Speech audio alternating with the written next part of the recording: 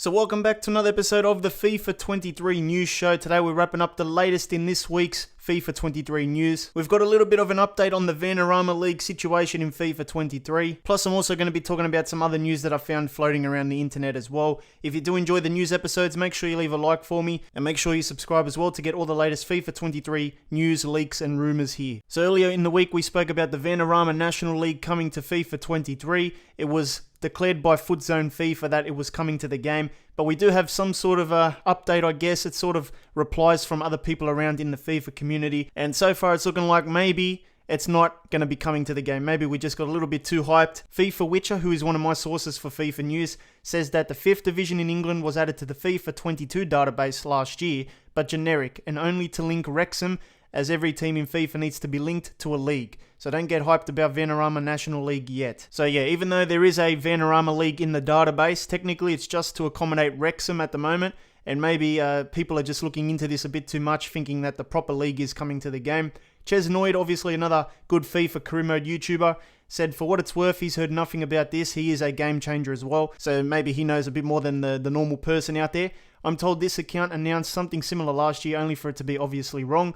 It's my understanding that there's no intent on introducing the league, as players would have to be too low rated and as such break or balk the gameplay. Yeah, you do have to keep in mind if there is a national league added, then obviously the player ratings ain't going to be 90s, so they're going to be very low. So maybe this leak is not going to be happening in the game. I guess we'll see what happens, but don't get too hyped, because obviously with leaks and rumours at this time of the year, things can be wrong. So as you all know, the 2022 World Cup is going to be happening later this year, and the groups have finally been settled after all the qualifiers and playoffs and all that have been done. We've got the final groups here, and if you take a look at all the groups, there is some nations currently not in a FIFA game, but don't worry, FIFA 23 will be having all the nations in the game for the World Cup. Dong Trading is saying that the African nations will return to the game, but hearing added teams might be delayed until we see the World Cup mode. I remember when FIFA 18's World Cup came out, you could play with all the qualified nations, plus some non-qualified nations as well. So don't worry, the DLC will be coming with all the nations, even if some nations don't appear when FIFA 23 first launches. So it's pretty much confirmed that Juventus will be returning as a proper club or a licensed club in FIFA 23.